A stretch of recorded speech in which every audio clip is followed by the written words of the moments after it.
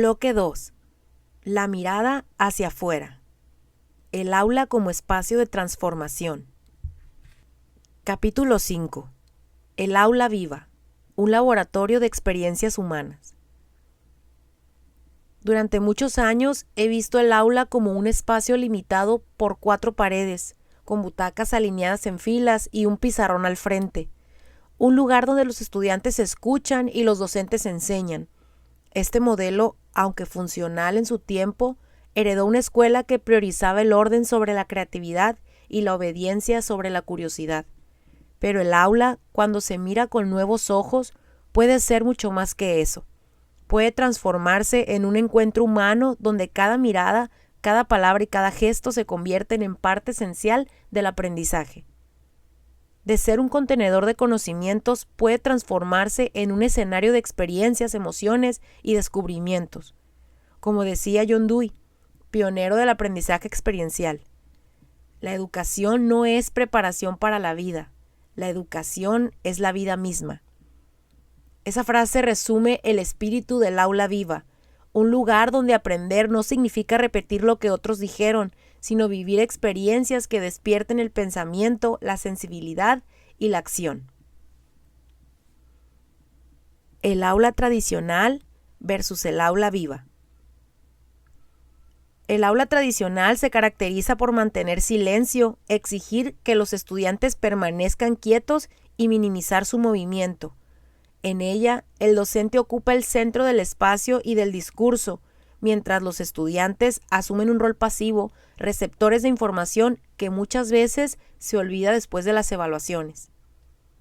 El aula viva, en cambio, es dinámica, se mueve, se escucha, cambia de ritmo.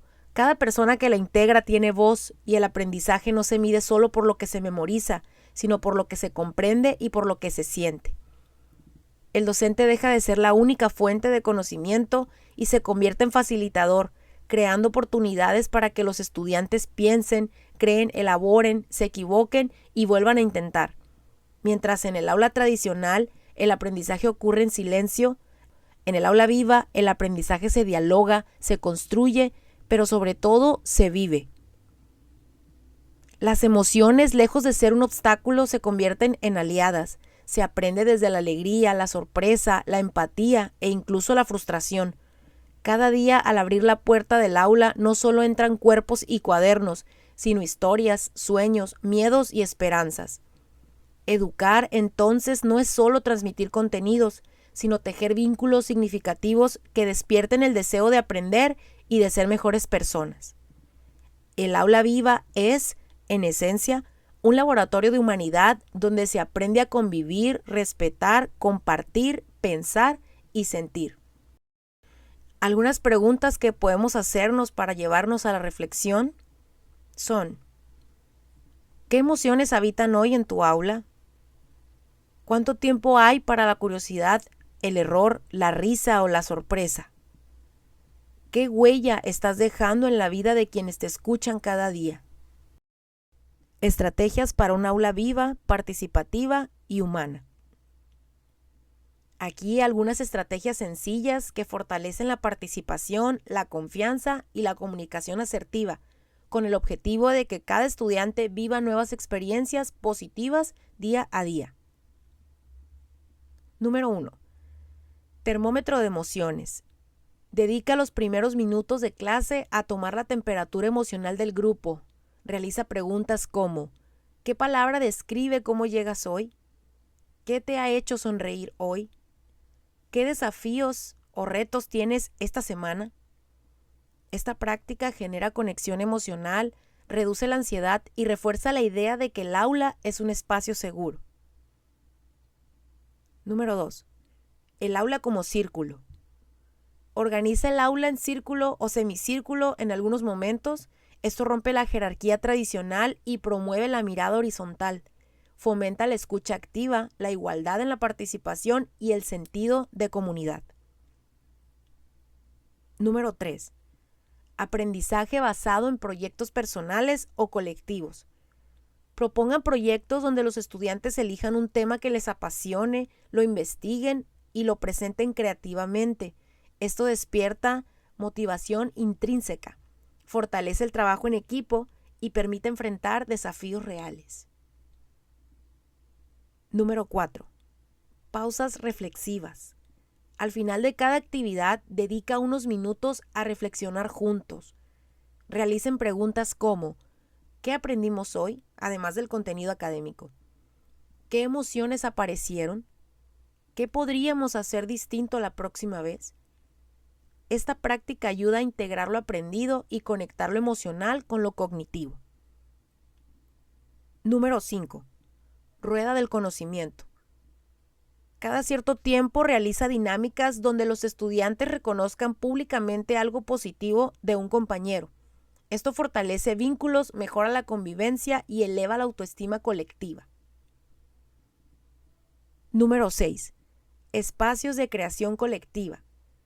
Involucra a los estudiantes en decisiones sobre el aula, organización de actividades, evaluación de dinámicas o propuestas de mejora.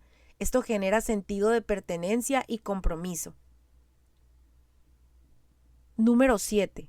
Aprendizaje en movimiento. Incluye juegos de rol, dramatizaciones o desplazamientos dentro y fuera del aula.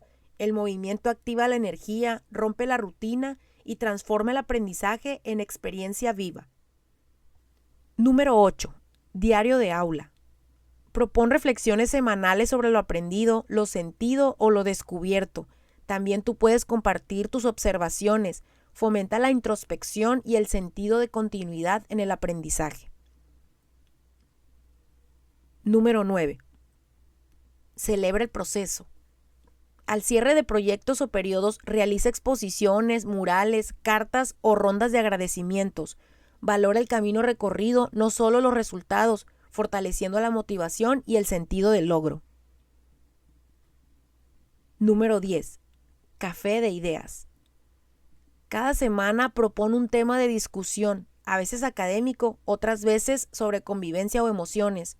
Esta dinámica permite que los estudiantes propongan soluciones creativas y se sientan escuchados, reforzando la autonomía y la responsabilidad compartida. Implementar un aula viva no requiere grandes recursos, sino pequeños gestos conscientes. Escuchar, confiar, mirar con empatía, abrir espacios de diálogo y permitir la sorpresa. El aula se vuelve un laboratorio humano donde enseñar deja de ser rutina y se convierte en un descubrimiento. Sé que no todos los estudiantes participarán activamente todos los días. Su ausencia o silencio no indica la falta de interés. Muchas veces es consecuencia de circunstancias fuera de su control, problemas familiares, económicos, de salud o simplemente sentirse invisibles en un sistema que no siempre los comprende. Cada ausencia tiene su historia y mi labor como docente es acompañarlos, no juzgarlos.